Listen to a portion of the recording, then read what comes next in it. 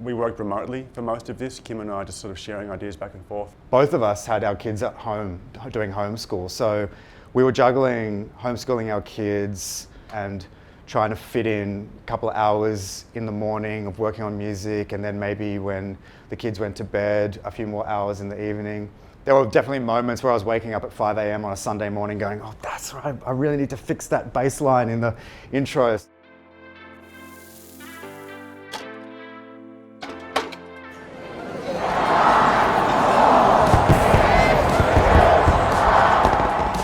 G'day, I'm Julian. Hi, my name's Kim Moyes. I'm from Newtown. And I live in Annandale.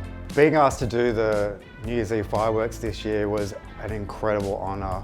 Obviously, we've grown up watching the fireworks. It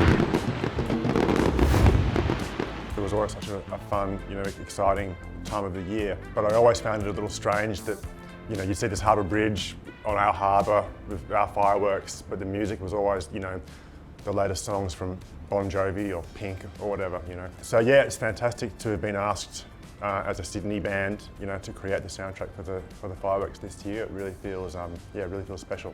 Putting together the music for this year's fireworks was an interesting exercise. We had to just work out a way to make the beats and the synths and all the track work at the same time as the audio of fireworks blasting. There was a brief that came through, it had to be 12 minutes long. We never really made a 12-minute track before. Normally sort of, pop music and dance music, it's, between 3 and 5 minutes long.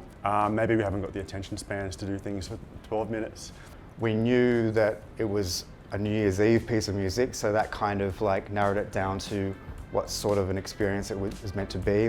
We knew that it needed to be uplifting and celebratory and exciting. Initially, we started with an idea of thinking that we could just create one whole piece of music that went for 12 minutes that was basically the same from start to end. And we tried a few iterations of that and realized that that was probably not going to be too interesting. Then we sort of took a bunch of cues from the intensity map that the City of Sydney gave us of the shape of the fireworks, and we really just used that as the basis. So we divided it into basically 3 acts of music. All kind of melded into one. In the end, we've managed to create something that's sort of, super exciting to listen to on its own, but also goes really well with, fireworks exploding all around. There was sort of ebbs and flows and mood changes, things like that we wanted to kind of get into this soundtrack to kind of tell a story rather than it just be one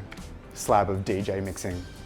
Some of the ideas were older ideas we had laying around. There was one track in particular that Kim's always really liked, this song that I wrote 10 years ago actually, that we never really found a home for, and Kim suggested that'd be a good one to put in this piece. So that's fit really well into it, and then the rest of it, most of it, is entirely new material that we've written this year from nothing. So yeah, we worked pretty quickly and pretty solidly to get the thing composed and produced and mixed and mastered and ready for the fireworks display.